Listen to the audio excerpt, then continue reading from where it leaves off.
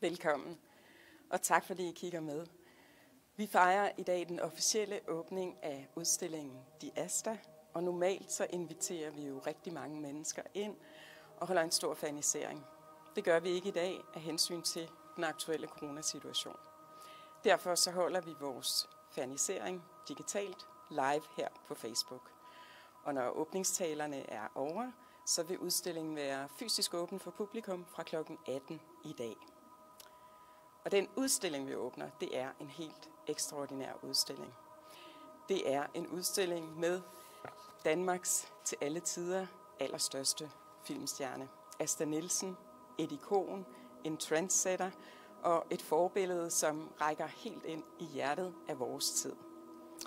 Asta Nielsen, hun tonede frem på filmlærrederne for godt 100 år siden i det, man har kaldt de brølende 1910'ere og 1920'ere, hvor hun fik sin debut i filmen Afgrunden fra 1910.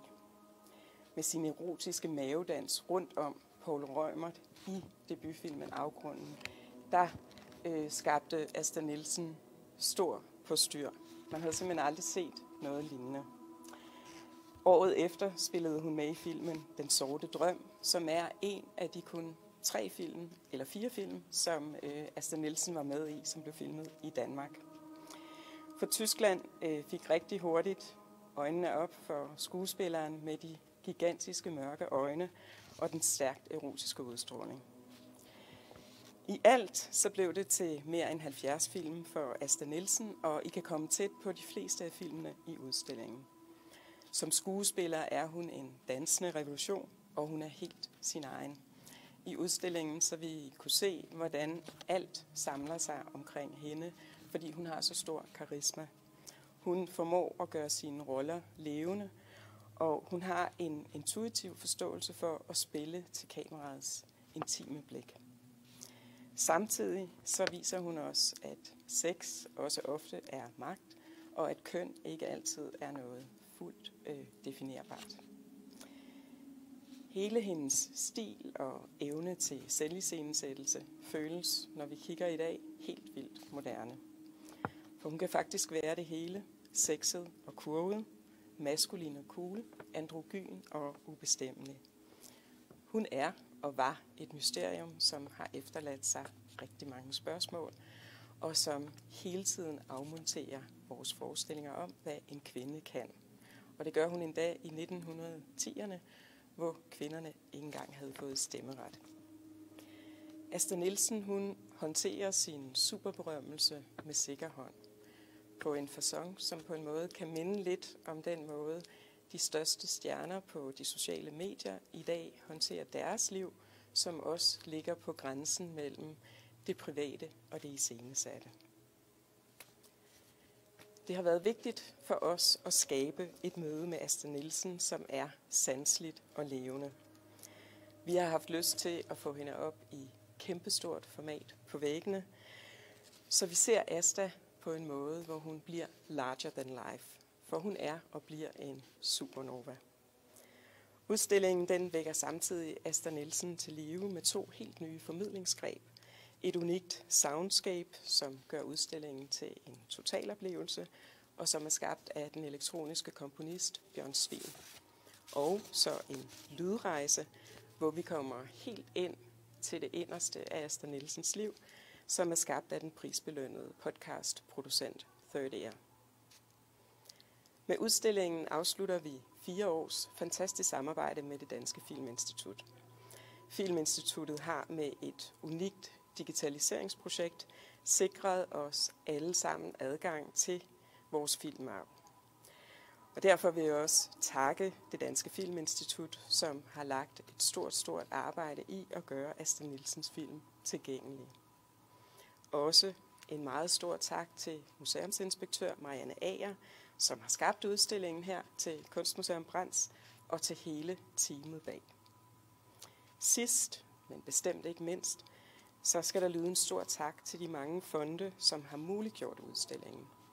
Det drejer sig om Nordea-fonden, Ny Carlsberg-fondet, Beckett-fonden, Knud Højgaards Fond og Johanne og Åge Louis Hansens Fond.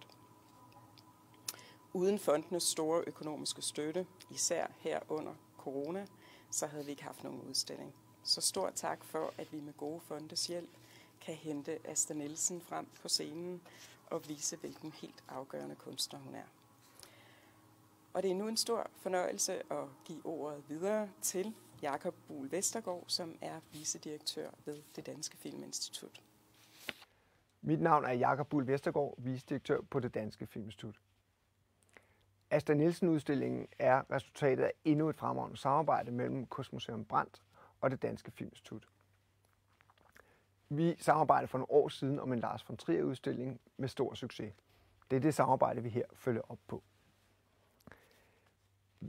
Vi finder, at Asta Nielsen-udstillingen er vigtig af flere forskellige årsager.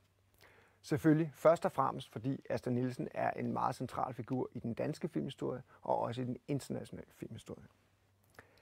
For det andet kan vi sammen med Brandt udnytte de fremragende lokaler, som Brandts Kunstmuseum har, og som Filminstituttet ikke selv har til stede. Og endelig er det vigtigt for os at få fortalt og vist den filmkunsten og filmhistorien frem for alle danskere. Derfor er det særlig glæde for os at være til stede her i Odense.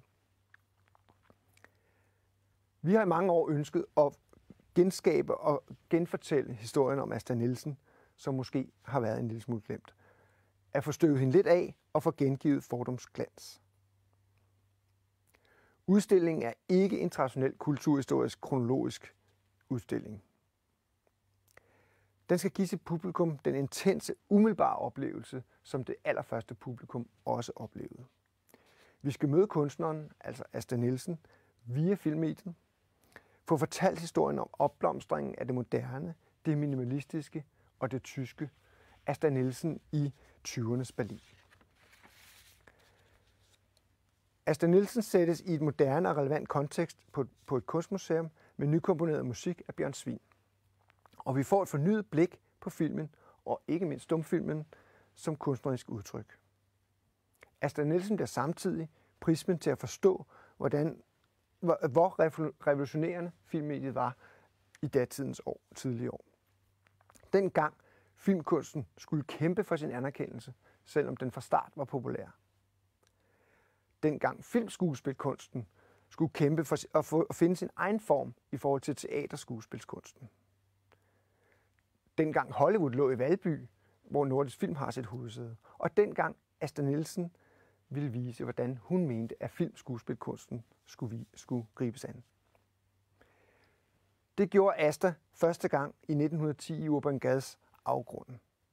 Allerede i sin debutfilm viste hun, at hun havde fuld kontrol over sine kropslige udtryk, ikke mindst vist i den berømte Gaucho-dans. En skuespillerinde, som fra start besad alle egenskaber for at gøre sig fremragende på det store lærred, og som kameraet elskede fra første færd. Det er den kærlighed, som gæsterne på Kunstmuseum Brandt nu kan komme til at dele. Jeg ønsker alle en god fornøjelse. Og så vil jeg også gerne benytte lejligheden til at nævne, at Filminstituttet er i gang med at restaurere og digitalisere samtlige bevarede danske stumfilm. Herunder selvfølgelig alle med Asta Nielsen. Det drejer sig om godt og vel 400 stumfilm, og de vil løbende blive gjort tilgængelige frem mod 2023 på sitet stumfilm.dk. Lad mig til sidst sige tak til Kunstmuseum Brandt for et fremragende samarbejde, og en særlig tak til vores egne betroede medarbejdere, museumsinspektør Thomas Christensen og billedarkivar Madeleine Slavic, der har stået for udstillingen fra vores side. Tak for ordet. Stor tak til Jakob fra Det Danske Filminstitut. Mit navn er Marianne Ager, og jeg er museumsinspektør her på Kunstmuseum Brandt. Jeg har haft en stor fornøjelse at kuratere udstillingen Die Asta, og det betyder, at jeg har brugt mere end 3 år af mit liv i selskab med Asta Nielsen, og jeg må sige, at hun har været fremragende selskab. Jeg fik meget hurtigt fornemmelsen af, hvor stor en kunstner det var, vi havde med at gøre, da jeg kastede mig over researchen til den her udstilling. Og jeg har også forstået undervejs, at Asta Nielsen er sådan en kunstner, man aldrig bliver færdig med. Jo mere man kigger på hende, jo flere lag bliver der afdækket, og jo mere moderne fremstår hun. Asta Nielsen er indbegrebet af die neue Frau, den moderne kvinde eller den nye kvinde. Hun er i ordets bogstaveligste forstand, både dengang og nu, en vaskeægte boss lady. Vi har skabt en udstilling med fuld fokus på filmkunsten og på Asta Nielsen som filmkunstner. Det betyder også, at vi ikke har lavet en udstilling, der udfolder hele Asta Nielsens liv. Vi har i stedet sat fuld fokus og spotlys på perioden 1910 til 1932, som var de år, hvor Asta var aktiv filmskuespillerinde, og hvor hun var Berlins ukronede filmdronning. Vores ambition har været at skabe et immersivt univers, en fortælling i rum, at fremkalde Asta Nielsen med al den coolness og modernitet, som hun rummer, og vildskab ikke mindst. Udstillingens totalunivers med Asta og Berlin i centrum er en rejse ind i biografmørket, men det er også en rejse ind i natklubbens, i teknotemplets, i kabaretens mørke.